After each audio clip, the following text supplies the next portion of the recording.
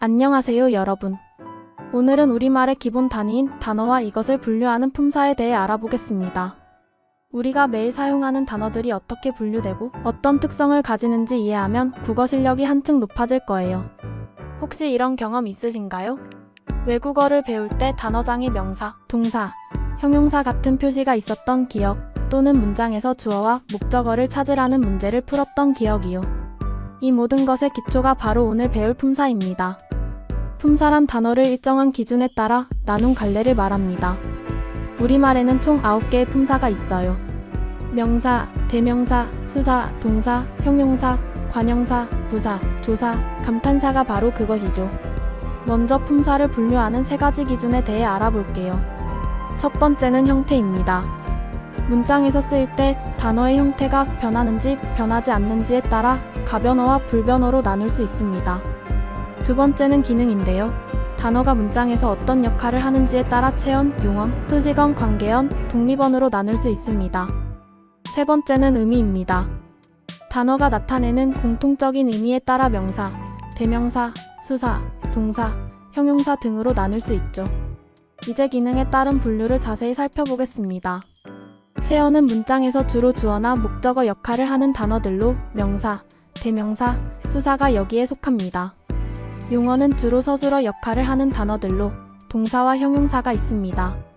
수식어는 다른 말을 꾸며주는 단어들로 관형사와 부사가 있죠. 관계어는 다른 말과의 관계를 나타내는 조사를 말하며 독립어는 문장에서 독립적으로 쓰이는 감탄사를 말합니다. 첫 번째로 살펴볼 품사는 명사입니다. 명사는 사람이나 사물 등의 이름을 나타내는 단어로 책, 사랑, 학교, 꿈 같은 단어들이 여기에 속합니다.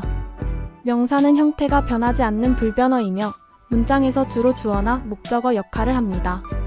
명사는 사용 범위에 따라 보통 명사와 고유 명사로, 자립성 여부에 따라 자립 명사와 의존 명사로, 구체성 여부에 따라 구체 명사와 추상 명사로 나눌 수 있습니다.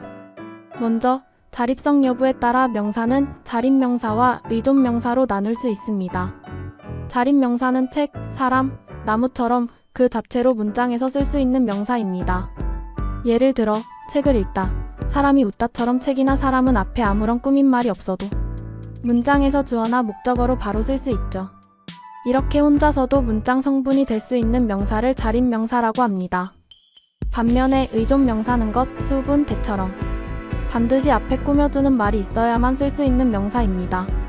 예를 들어 먹을 것, 올수처럼 것이나 수는 앞에 먹을, 물과 같은 관형어가 꼭 필요하죠. 이처럼 혼자서는 문장에서 쓰일 수 없고 다른 말에 기대어야만 의미가 완성되는 명사를 의존 명사라고 합니다. 다음으로 구체성 여부에 따라 명사는 구체 명사와 추상 명사로 나눌 수 있습니다. 구체 명사는 책상, 고양이, 바위, 꽃처럼 우리가 눈으로 보고 손으로 만질 수 있는 실제 사물이나 존재를 가리키는 명사입니다. 예를 들어 고양이가 야옹거린다, 꽃이 핀다처럼 구체적인 대상을 직접 떠올릴 수 있죠. 반면에 추상 명사는 사랑, 희망, 평화, 용기처럼 눈에 보이지 않고 손으로 만질 수도 없는 개념이나 감정, 상태를 나타내는 명사입니다. 예를 들어 사랑이 깊다, 희망을 품다처럼 마음속에서만 느낄 수 있는 것들이죠. 정리하자면 자립성에 따라 자립 명사와 의존 명사로, 구체성에 따라 구체 명사와 추상 명사로 명사를 나눌 수 있습니다. 두 번째로 살펴볼 품사는 대명사입니다. 대명사는 명사를 대신하여 쓰이는 단어로 나, 너, 그것, 여기 같은 단어들이 있습니다. 대명사도 형태가 변하지 않는 불변어이며 문장에서 명사와 비슷한 역할을 합니다. 사람을 가리키는 인칭 대명사, 사물을 가리키는 지시 대명사 등 다양한 종류가 있습니다. 세 번째 품사는 수사입니다. 수사는 사물의 수량이나 순서를 나타내는 단어로 하나, 둘, 첫째, 둘째 같은 단어들이 있습니다. 수사도 형태가 변하지 않는 불변어로 수량을 나타내는 양수사와 순서를 나타내는 서수사로 나눌 수 있습니다. 이제 용언에 속하는 동사와 형용사를 살펴보겠습니다. 동사는 사람이나 사물의 움직임을 나타내는 단어로 가다, 먹다, 달리다 같은 단어들이 있습니다. 형용사는 사람이나 사물의 상태나 성질을 나타내는 단어로 크다, 예쁘다, 행복하다 같은 단어들이 있죠. 동사와 형용사는 형태가 변하는 가변어로 문장에서 주로 서술어 역할을 합니다. 동사와 형용사의 중요한 차이점은 활용 방식에 있습니다. 동사는 가다가 가자, 가라처럼 명령형이나 청유형으로 활용할 수 있지만 형용사는 크다가 크자, 크라와 같은 형태로 잘 쓰이지 않습니다.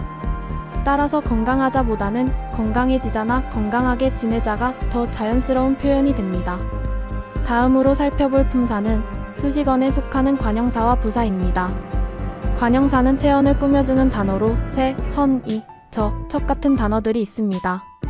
관형사는 형태가 변하지 않는 불변어로 항상 체언 앞에 놓여 체언을 꾸며줍니다. 부사는 주로 용언을 꾸며주는 단어로 매우, 빨리, 함께 같은 단어들이 있습니다. 부사도 형태가 변하지 않는 불변어이며 용언뿐만 아니라 관형사, 다른 부사, 문장 전체도 꾸밀 수 있습니다. 이야기를 전달할 때 부사를 적절히 사용하면 더욱 생생하고 구체적인 표현이 가능해집니다. 이제 관계어인 조사를 살펴보겠습니다. 조사는 체언에 붙어 다른 말과의 문법적 관계를 나타내거나 특별한 뜻을 더해주는 단어입니다. 이가, 을을, 웃는, 돕, 만 같은 단어들이 조사에 해당합니다. 조사는 홀로 쓰이지 못하고 반드시 체언에 붙어서 사용됩니다. 조사는 크게 격조사, 접속조사, 보조사로 나눌 수 있습니다.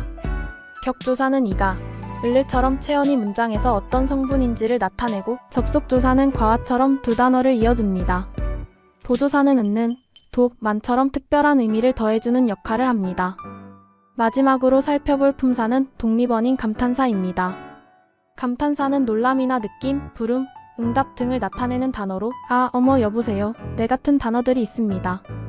감탄사는 문장의 다른 단어들과 문법적 관계를 맺지 않고 독립적으로 사용됩니다. 이제 품사의 통용 현상에 대해 알아보겠습니다. 품사의 통용이란 같은 형태의 단어가 문장에서의 쓰임에 따라 다른 품사로 사용되는 현상을 말합니다. 예를 들어 첫째라는 단어는 첫째가 공부를 시작했다. 에서는 수사로 첫째 주에 만납시다. 에서는 관형사로 첫째는 착한 아이였다. 에서는 명사로 사용됩니다. 이처럼 하나의 단어가 문맥에 따라 다른 품사로 사용될 수 있습니다. 지금까지 배운 품사 지식은 다양한 국어 자료를 분석하는 데 활용할 수 있습니다.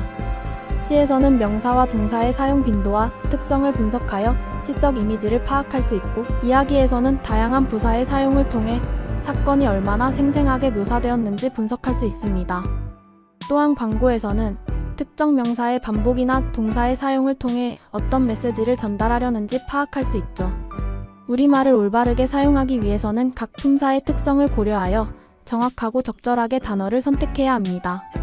예를 들어 형용사는 명령형이나 청유형으로 잘 활용되지 않는다는 점을 알면 행복하자보다는 행복해지자라는 표현이 더 자연스럽다는 것을 알 수 있습니다. 이렇게 품사에 대한 이해는 우리가 더 정확하고 풍부하게 의사소통을 하는 데 큰 도움이 됩니다. 오늘 배운 내용을 바탕으로 일상에서 사용하는 단어들의 품사를 한번 생각해 보시고 다양한 품사를 활용하여 더욱 풍부한 표현을 해보시길 바랍니다. 지금까지 품사의 종류와 특성에 대해 알아보았습니다. 우리말의 9품사, 명사, 대명사, 수사, 동사, 형용사, 관형사, 부사, 조사, 감탄사가 각각 어떤 특성을 가지고 있는지, 그리고 문장에서 어떤 역할을 하는지 살펴보았습니다. 이러한 품사 지식은 국어 공부의 기초가 되며 다양한 국어 자료를 분석하고 이해하는 데 큰 도움이 됩니다. 감사합니다.